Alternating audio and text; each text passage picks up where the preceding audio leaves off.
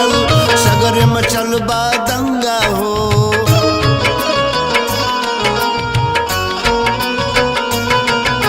शर्म नचत बा नंगा हो, उल्टा बहेली गंगा हो।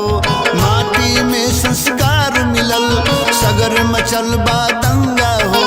पुण्य पाप पे भारी हो के करत जी हजूरी बा।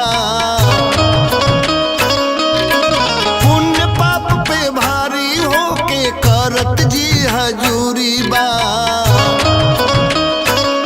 रो रहल भोजपुरी बा, रो रहल भोजपुरी बा, रो रहल भोजपुरी बा, रो रहल भोजपुरी बा।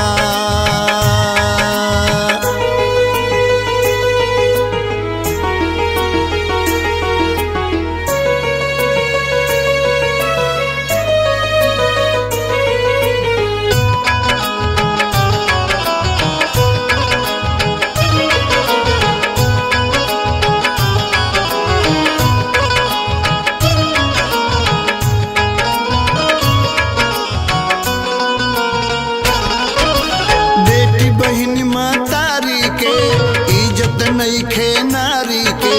सोनू भरत कहे अजय बच्चन नइखे इलाज बीमारी के।